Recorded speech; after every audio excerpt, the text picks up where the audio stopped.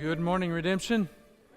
Good to see you all out today. Glad you're with us. If you're a visitor, we're really glad that you chose to be with us today. I just want to say to the start of the message today that the next couple weeks, you're going to want to be, if you're a Redemption person, you're going to want to be here for the next couple weeks because it's kind of going to be a special 2 weeks. We're going to have Drew's last two sermons here the next couple of weeks before moving on to obviously start the church and be a part of the work at Renaissance in Boston. So it's going to be a fun couple of weeks, going to be bittersweet, obviously, but also look forward, and you're going to want to be a part of his last two messages here. So anyway, wanted to get that out there and make sure you marked your calendars for that as well. You know, for the last couple of weeks, we've been in a sermon series that we're calling Proof. And the proof is, can smart people believe in God? That's the series, Proof, can smart people believe in God? And what we've been doing is we've been examining some evidences that demonstrate God, that really show us that you don't have to leave intellect all behind to believe in God. In fact, some of the most intelligent people in the world, some of the finest thinkers in the world are believers. And really the truth is there's a myth to the contrary. There's a myth in some circles of influence and power that says if you believe in God, you must be naive, you must not be a high thinker to believe in this fairy tale. And some pretty outspoken people in some pretty powerful places really believe God and religion is anti-intellectualism, and it's just not the case. But as often is true, if you repeat a myth long enough and loud enough, people start to believe it. And what I contend today, and what I've contended in this series, is that really intellect has very little to do with what you believe about God and what you don't believe about God. In fact, what has a lot to do with it is personal bias. Personal bias, your worldview. Now, why would I say that? Well, think about it. It happens in life all the time, doesn't it? If you're a sports fan, how many times have you been watching a game on television and there's been a controversial call and they're showing replays, and if the controversial call went against your team, you say that was obviously the wrong call. There's no way they can make that call. And if you're a fan of the other team that got the call to go in your favor, you're saying, man, obviously that was the right call. I don't see how anybody can see that call as being wrong. And so you're looking at the exact same videotape, the exact same evidence, and getting two completely different conclusions. How is that? Well, because we have a little bit of informational bias there. We go in with a preconceived view, in a sense. Think about politics. I mean, how is it that we can have Republicans and Democrats who view the same information and the same details, yet come away with two completely opposite views of the opinions on the fact? Well, how is that? It's called informational bias. That's how it happens. I simply bring that up because we bring our bias or our worldview into examining the evidence. And we often pick and choose what evidence to accept based on our worldview. Now, we arrive at that worldview for a variety of different reasons. It can be relational reasons, rational reasons, emotional reasons, cultural reasons, social factors, influential factors in culture. There's a lot of reasons that we determine our worldview, but our worldview is how we determine oftentimes how we view the evidence. And when it comes to God, believing in God or not, or believing in evolution and natural selection or not, has more to do with worldview than it actually does the evidence. I was watching a debate this last week between two very outspoken people on their particular side of the issues. The physicist and Christian apologist John Lennox, who's fantastic. I love his stuff. He was debating well-known atheist Richard Dawkins. And they were having a very interesting debate and a lot of facts back and forth. But here's what I noticed. Lennox was very open about his worldview shaping how he viewed the evidence, when Dawkins refused to do the same thing. He refused to admit it. He just couldn't admit that his worldview was affected. And he would dismiss people who believed in God as petty, and he would marginalize them. And in his book, God Delusion, he said that basically said faith in God is stupid, evolution is it's mitigated the need for God, a loving God. First of all, he says, okay, there is no God. Then he says, a loving God would rule the world differently. And then he says, religious people are mean. And he gives them this thing. Then he finally says this about his book. My goal in this book is that religious readers who open it will be atheists when they put it down. You see, his whole worldview influences the evidence, so to speak. And we all face that. Our own lives, we deal with that. Our positions have a lot to do, our worldview positions have a lot to do with how we view the evidence. So what I'm trying to say to you is don't let people say, this is the evidence, you've got to believe it. Be skeptical of the skeptic.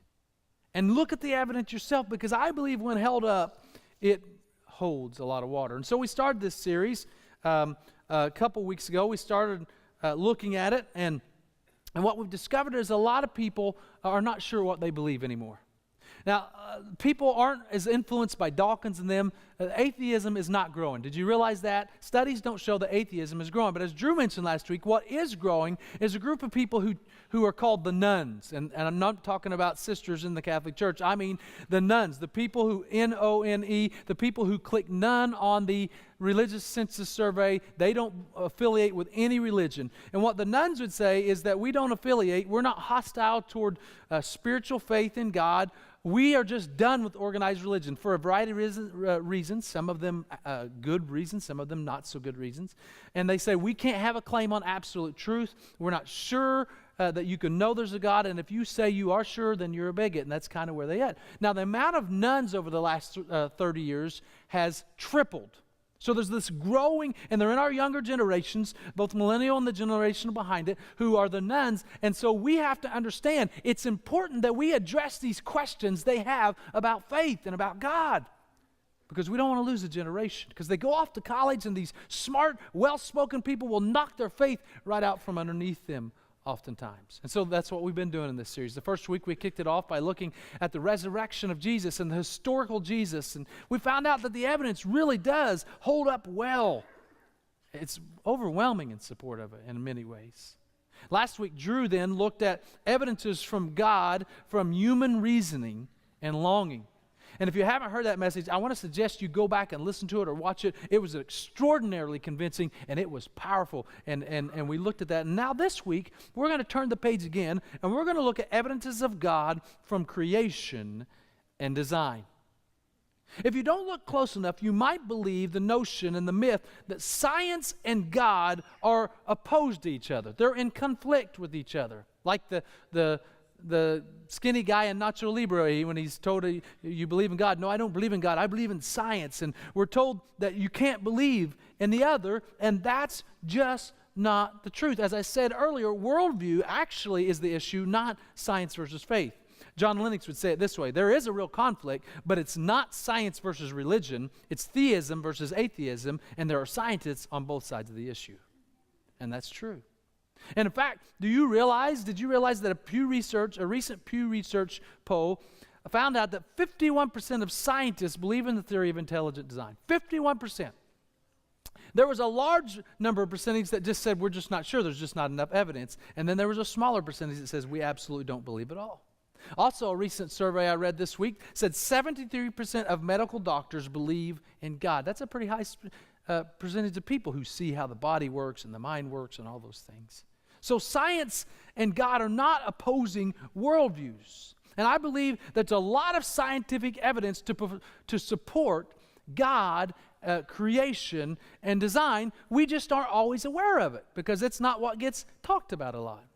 Preacher Tim Keller, one of my favorite preachers to listen and talk to, he did a thing, and he talks about it in his book, Making Sense of God, which is a great book. But he talked about how they had something at his church once a month or every couple weeks. I don't remember. No, I think it was weekly. And they called it Skeptics Welcome. And he lives in New York City, and he's a very intellectual person. And so there was a lot of intellectuals come in, non-believers that would come in. And he said, I don't want you to be embarrassed by it. I want you to share your opinions. Skeptics are welcome. And they would talk and reason through faith and life issues. After one of the discussions, a man came up to him. Listen to what he said. He said, I realize now that both in my younger years when I was going to church and in the years in which I have lived as an atheist, I never really looked this carefully at my foundations.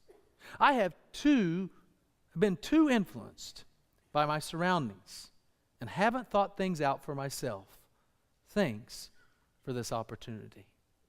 And I would believe that's true of a lot of people. They've just listened to people, and often people who shout the loudest, who they feel is the smartest, who they feel have the authority to say on such things, and not looked at the evidence. So we want to look at the evidence. And I want to tell you, when I look at creation, I agree with what the Apostle Paul says. The Apostle Paul says to the Roman church in Romans chapter 1, he says, "For since the world was created, people have seen earth and sky. Through everything God made, they can clearly see His invisible qualities, His eternal power, His divine nature, so they have no excuse for not knowing God." I believe when you look out at the world and you look at the creation, it's impossible for me to miss God. It's illogical for me to not believe in a designer.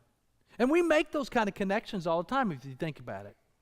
For example, when you put up the picture side by side here of the Grand Canyon and Mount Rushmore, let's think about the difference. The difference is obvious. One is designed, one is not. The Grand Canyon is clearly formed by non-rational natural processes, whereas Mount Rushmore is clearly created by an intelligent being, a designer. You would never look at the Grand Canyon and say, wow, or the Mount Rushmore and say, wow, the storm just really blew up right. Those guys look like the presidents. The anecdotal evidence is there and pretty obvious, even though you didn't see them carving it out, that was made by a designer.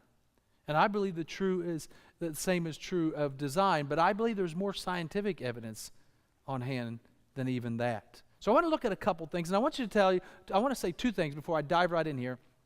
One is, if you are totally a non-believer and you don't believe this at all, I'm not expecting you to leave here like, oh, well, now I believe. I mean, if God works that way, and He can, and that's great. But what I do hope is that your thirst is whetted a little bit to investigate a little farther, and that all of us who are believers, our faith is strengthened, and that we can have conversations with those who don't believe.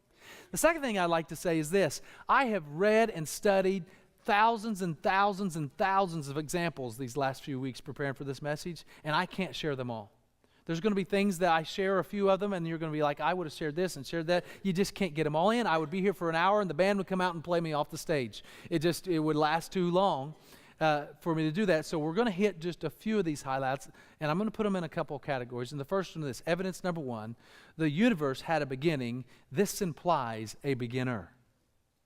Science never demonstrates, never proves anything without, it's what you call the law of cause and effect, causation. Every effect has to have a cause. It's a pretty simple and universal principle that all science understands and accepts. Now, before modern science came along, some people believed, and a lot of the people in that realm believed, that the universe just always existed, and since it always existed, there was no need for creation, and obviously scientific discoveries has come along and put that and made that null and void. Starting really in the 1900s, in the early 1920s, the Edwin Hubble, he went to the Mount Wilson Observatory, and he began to observe the further away from the galaxy is from the Earth, the faster it's moving away, right? And so scientists began to look at this and begin to study, and they discovered some kind of expansion going on. What's really funny about that, and what's neat about that, is there's about 5 or 6 different scriptures that talked about this expansion. But anyway, so there's this expansion going on. And so when they work backwards from this expansion that they observe, they discovered what they believe is that everything comes back to a starting point. Now, in the scientific world, a lot of people would call that the Big Bang Theory, that the Big Bang, and everything happened, and everything's been expanding out from there. Now, the interesting thing about that is science is, before that, you got astronomer Carl Sagan, who's like, listen, I worship the cosmos. The universe is infinitely old. It requires no creator. Nature is all there is and ever will be. Now, this theory, which is pretty backed up by science, absolutely blew Carl Sagan's statement out of the water completely, right? It means that science can trace back the beginning of the universe, a beginning point. So you have to ask the question, how did it begin? Why did it begin? What happened to make it begin?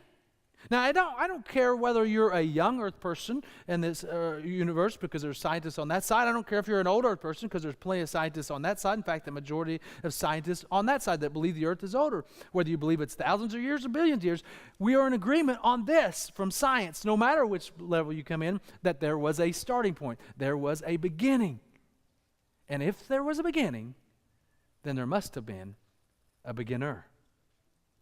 It's just the way science works. It's the way life works. The beginning infers that there was someone or something that started it. Nothing cannot produce something. It's never happened and never been proven and never even really been hypothesized outside this. Nothing does not produce something. Everything that is something comes from something already. Newton's laws of motion would tell us that the body rests, and it stays at rest until it's acted on by an external force. Now, for a believer in God, this is not hard for us to understand. It's not so confounding. We would believe that God is the beginner, that He created the heavens and the earth. And we would say that even non-theists believe that the universe came from nothing, that something happened instantaneously to make it happen, giving proof to what we believe, which is Genesis 1:1, where God says, in the beginning, God created the heavens and the earth. In the beginning, God created the heavens and the earth. Even the science backs up. In the beginning, it happened. And we have no trouble. We have that complete acceptance on that. Now, you can have varying opinions on the age of the earth and the when and the how He created it. And it's not really important to me because there's two things that are important to me, that God created the heavens and the earth and that Jesus saves. And that's what is most important. So I don't get caught up in all those debates, although I do have some fairly strong opinions from my own research and study.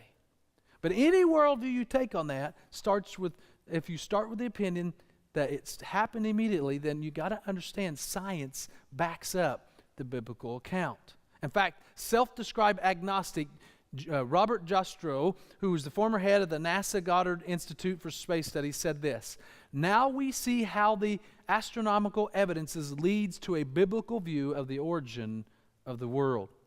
He said, "Details differ, but science backs up this view." That's an agnostic person, somebody who isn't even a believer. So when Richard Dawkins is challenged on this, he admits it's a problem. He says, listen, we need a theory.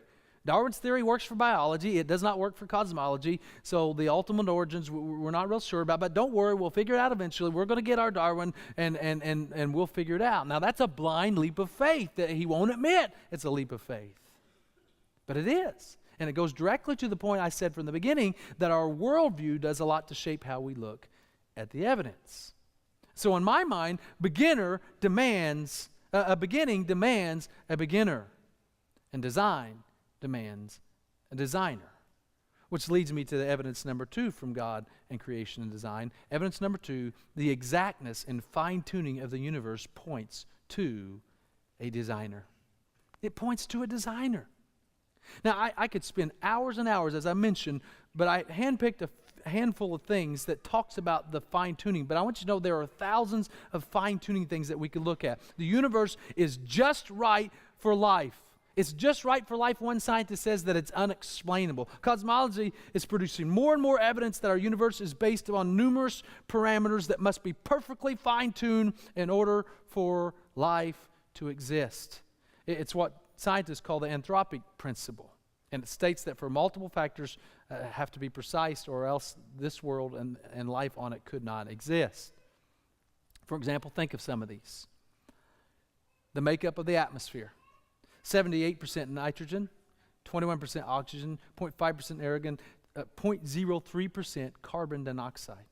If these levels were even slightly off, like for example, if CO2, carbon dioxide, was a little higher, say 3%, or a little lower, say 0.01%, the earth would either become an oven and have no atmosphere.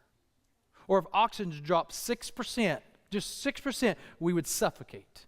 If it rose by 4%, the planet would erupt in a giant fireball. The perfect atmospheric conditions are here for life. And to me, they are fine-tuned by a designer. It makes no other sense. Now, there's a lot of other conditions that happen to affect that atmosphere. Think about the fine-tuning that happens to get that atmosphere. Just think through this for a minute. The Earth's placement and the universe's placement is just perfect. The 21,901 mile atmosphere makes our nitrogen, oxygen, and atmosphere possible.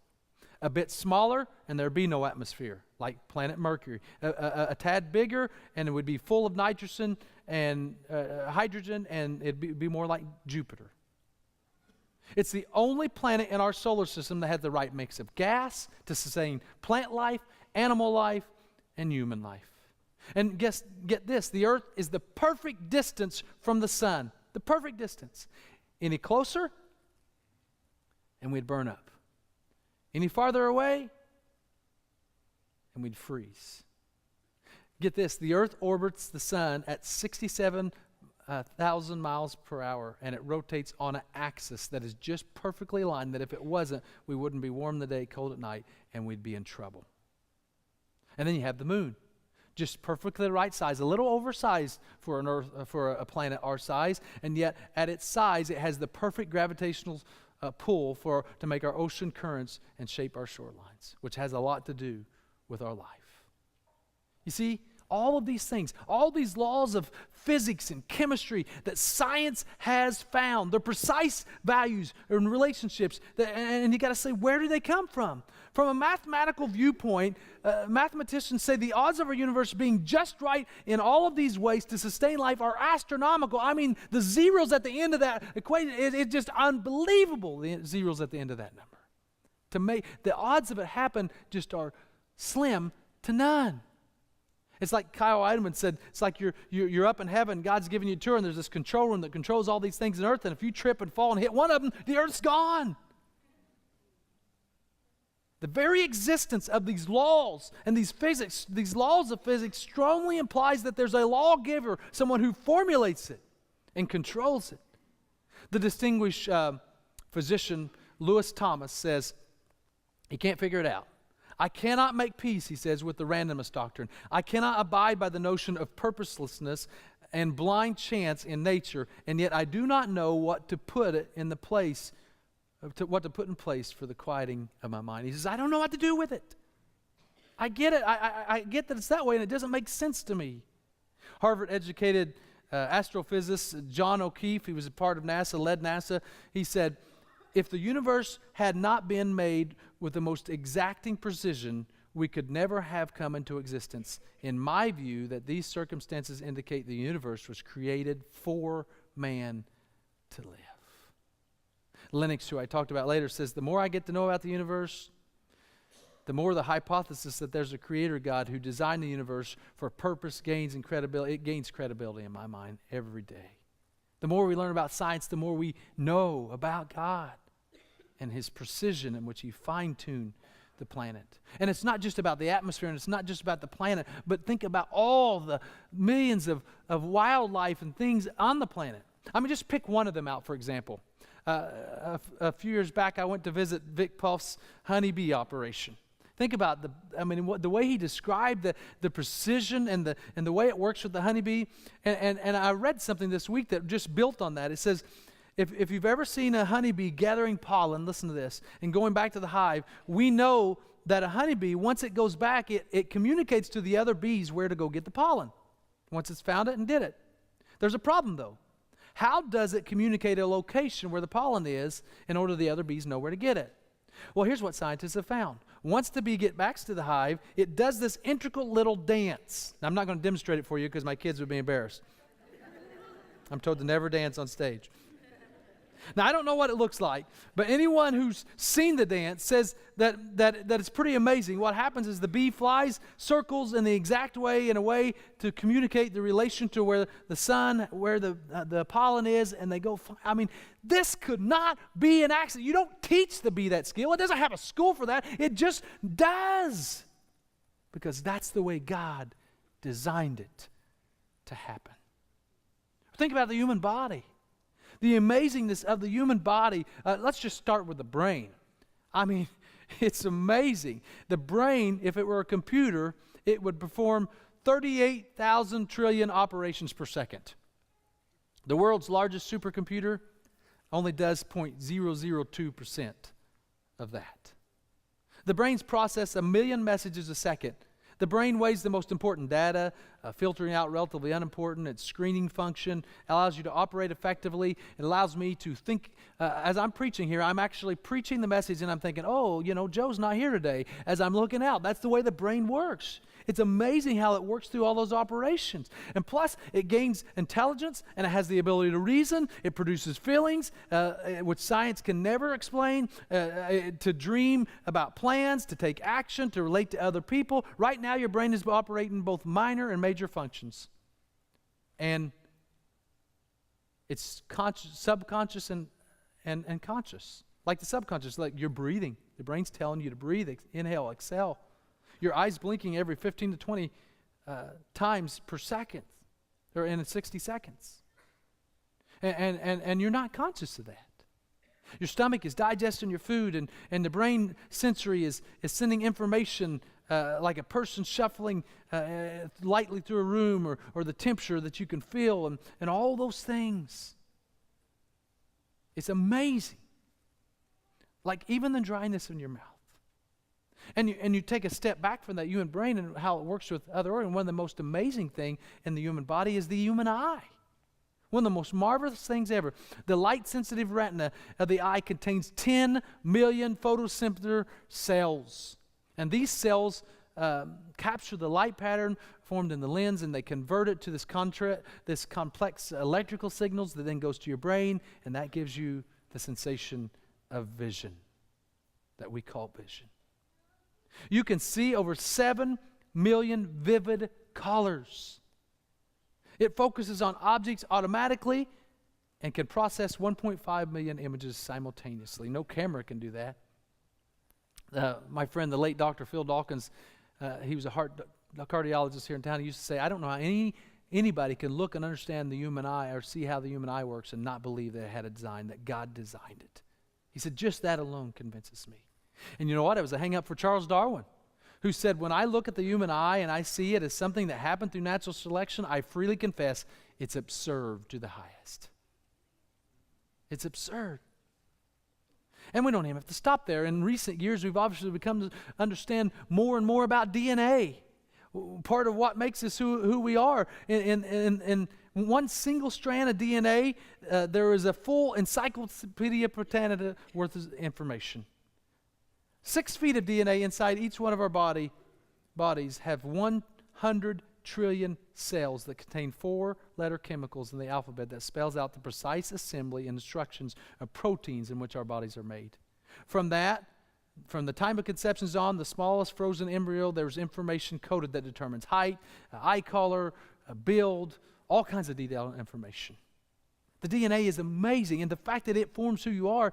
How could a cosmic accident ever result in digital intelligence in a DNA strand? It's like thinking that there could be an ink explosion, an explosion in an ink factory, and you have all the works of Shakespeare out of that.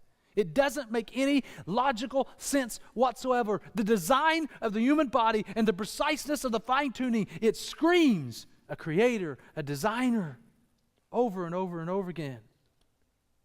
It really does. It's unfathomable to think about it. Everything from skin cells to the entities of our life systems, the respiratory systems, the reproductive systems, the heart, just that amazing muscle of the heart, the way it all works together. It screams designer, not random chance. And that's just a few of the thousands of scientific examples that I've read over the last few weeks. I come out of my office and my hair's all messed up, my mind's blown from all this reading. It's overwhelming. And just like those fine-tuning principles, you may be sitting there thinking, well, yeah, but you're a pastor. You're no scientist, and that's true. But I want you to listen to a statement from a scientist. And this isn't a scientist who's a Christian. This is a scientist who is in the news recently for passing on, and is one of the most outspoken atheists that there is. Listen to what Stephen Hawking wrote. The laws of science as we know them at the present contain many precise ratios, like the size of the electric charge of the electron and the ratio of the masses of the proton and the electron. The remarkable fact is that the values of these numbers seem to have been, listen to this, very finely adjusted to make possible the development of life. This is an atheist. And he says it's been very finely adjusted. Even he can recognize that. So if he can recognize that, certainly we can understand that God has made it perfectly. Here's the simple takeaway. Here's the simple truth. I just don't have enough faith to believe in random chance. I just don't have enough faith. It takes far more faith to believe that than to believe in the evidence of a creator by design. So with that being said, why is it that so many people, so many scientists, or so many educators, or so many random people on the street do not believe? They see these same facts, and yet they reject it. And it all goes back to what Paul said here. Follow along with me from Romans chapter 1 again. We're going to read a little farther. For ever since the world was created, people have seen the earth and the sky. Through everything God made, they can clearly see His invisible qualities, His eternal power and divine nature, so they have no excuse for not knowing God. Yes, they knew God, but they wouldn't worship Him as God or even give Him thanks, and they began to think up foolish ideas of what God was like. As a result, their minds have become dark and confused. Claiming to be wise, they instead become utter fools. And instead of worshiping the glorious, ever-living God, they worship idols made to look like mere people or birds or animals or reptiles. He says in another section that instead of worshiping the created, they start worshiping the Creator. What is Paul saying here? He's saying that, listen, the evidence is all around us. If you don't believe it, it has to do with your own selfish desires. It's your worldview. Instead of worshiping the creation or the Creator, we worship the creation, and it creates this chaos. The things of this world, we worship. It's not always a conscious thing. It's not a conscious choice. It's a subconscious. And certainly the enemy, Satan, wants us to believe this. The reason he has pushed the agenda of natural evolution for all those years is because think about the implications of it. Why does he want us to believe it? Because if there's no Creator, if we just evolved from pond scum and Darwin was right, there's no purpose in this life and there's no nothing, and we might as well just give in to every selfish desire, just live the way we want to and forget anything else. And by the way, you certainly can't judge me for believing in God or not believing in God, because you have no room to judge. We just evolved and our own minds did what they wanted to do. You see? Satan wants this agenda to be chaos. He wants it to be destruction. According to Paul, he wants us to view other things as God. So we worship freedom as a God. Freedom's a good thing, but it's a horrible God. We worship pleasure as God. Pleasure can be a good gift from God, but it's a terrible God. We worship intellectual pride and scientific discovery. They're good tools, but terrible gods. We worship a nation because we're proud of it and we're thankful to be a part of it, but it's a terrible God and a terrible thing to worship.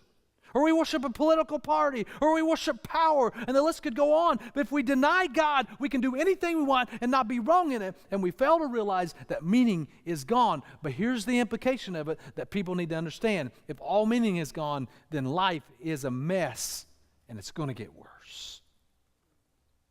We need to stop judging our elected leaders as repulsive, because they are who they are. They just evolved that way. There's no God saying right and wrong. We need to stop turning our nose up at drugs and sexual misconduct. I mean, why? Who are we to say the sex slave industry is wrong? Who are we to say that one country shouldn't destroy another country or shouldn't attack its own people with chemicals? Who are we to say that if there's no God? If natural selection is there and it's just an accident and we just evolved from nothing to something, then there's no purpose in life and there is no right and wrong, and Satan loves it. His agenda grows. But I believe with all my heart that there's plenty of evidence that God exists. And it has meaning in our life.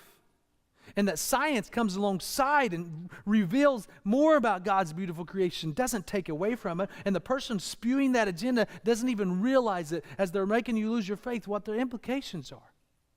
I like what C.S. Lewis said. He said, I believe in Christianity as I believe in the sun has risen. Not only because I see it, but because by it I see everything else. I believe in Christianity as I believe in the sun has risen, not only because of it, but because by it I see everything else. You see, I believe in God and creation, not just because of the evidence that I see, but because I believe in Him, everything else makes sense. Even suffering has a purpose. It can be redeemed, and it has Jesus has come to pay back our sin death. And remember that God is not asking us to have the kind of faith that takes a leap into the dark. As I said a few weeks ago, He's asking us to make a commitment on faith based on the evidence and to step into the light. As John Lennox says, listen, you young kids going to universities and listen to it, listen, nonsense remains nonsense even when it's talked about by world-famous scientists. And when I look at the historical record of the resurrection of Jesus and His life, and I look at the evidence from human reasoning and consciousness and purpose, and when I look at the evidence of creation and design, I am amazed at our God. My faith is strengthened, and God doesn't ask me to take that leap into the dark, but to step into the light. He asks me to just trust Him and to understand that He's amazing. And here's the most cool and amazing part, folks. This great big up there God that created it all, didn't just set it all in the motion and stepped away, but He's intricately involved so much that He loved us so much that He sent His Son to pay for our sin debt and to bring us back. And that Creator God is amazing God. And I'm thankful to believe in Him. Let's pray. Father God, thank You so much for Your Son Jesus and what He revealed to us. He revealed who You are. And while we got evidences from creation, when we truly see Him, we see You. And You loved us so much. Your heart was so for us. And Lord, may we not, when we understand, we don't have to tie our intellect behind our back. The evidences are strong. They're strong. Because You are real. You do exist. And the Bible says, a fool says in their heart, there is no God. And we know that there is. And we're thankful that You revealed Yourself to us in so many ways. Through design, creation, through reasoning, through Your Scripture, and through Jesus Christ. And it's in His name we pray. Amen.